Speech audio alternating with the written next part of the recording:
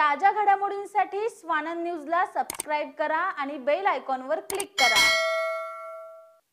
राजेश जी, ये जो बजट आया है इससे उल्लासनगर के बिजनेसमैन को क्या फायदा होगा? ये 2025-26 के लिए फाइनेंस मिनिस्टर नीला सीतारमण जी ने प्रधानमंत्री नरेंद्र मोदी के मार्गदर्शन में जो बजट बनाई है, ये बिजनेस को बढ़ावा देने वाली बजट साबित होगी, जिसमें 12 लाख रुपए तक कोई भी इनकम टैक्स नहीं लगेगी। इसका फ़ायदा नौकरी वालों को भी और छोटे मंझले बिजनेसमैन को भी मिलेगा कि उनके ऊपर टैक्स का बहुत बड़ा बर्डन ख़त्म हो जाएगा। ये उन ईमानदार टैक्स पेयर का एक तरह से सम्मान है कि जिन्होंने ईमानदारी से हमेशा से टैक्स भरा है, उनको सरकार ने एक तरह से एप्रिशिएट भी किया है और उनकी पीठ भी थपथपाई है और उनको प्रोत्साहन भी दिया है कि आगे भी आप इसी तरह से ईमानदारी से देश सेवा में लगे रहें। दूसरा, उल्लासनगर के लिए खास करके कि उल्लासनगर एक स्मॉल और मीडियम स्केल बिजनेस के लिए जाना जाता है, जिसके लिए जो एक क्रेडिट गारंटी स्कीम लागू है, जिसकी पहले 2 करोड़ की लिमिट थी, अभी उसकी लिमिट 5 करोड़ से 10 करोड़ तक स्मॉल एंटरप्रेन्योर के लिए और मीडियम एंटरप्रेन्योर के लिए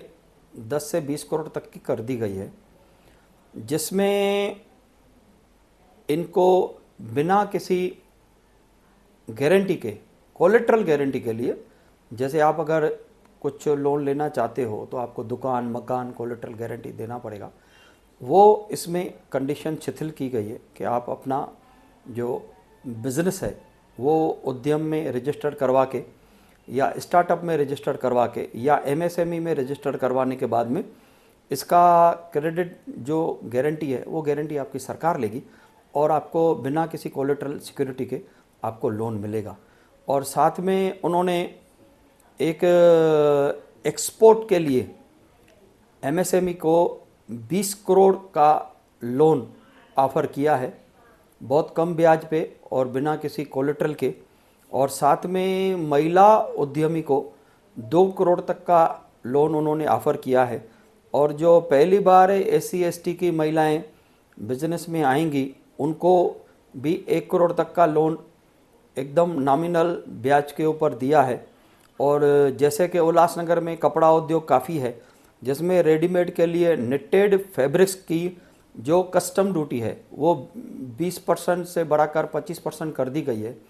जिसके कारण जो कपड़ा आज इंपोर्ट हो रहा था, जो इंडिया में और हमारे उल्लासनगर का भी बिज़नेस खा रहा था, तो ये कस्टम ड्यूटी महंगी होने के कारण ये कपड़ा यहाँ कम आएगा या तो नहीं आएगा, जिसके कारण लोकल मेक इन इंडिया को बढ़ावा देने की गवर्नमेंट की एक बहुत अच्छी कोशिश की है उन्होंने। और साथ में उन्होंने खिलौनों के लिए, टॉयज़ के लिए ग्लोबल हब फॉर टॉयज़ बनाने की भी घोषणा की है कि जैसे हमारे यहाँ से खिलौने बन के विदेश में एक्सपोर्ट होके जावे, इसमें बहुत बड़ा उन्होंने एक स्कीम रखी है, जिसका हमारे व्यापारियों को पूरा फ़ायदा उठाना चाहिए।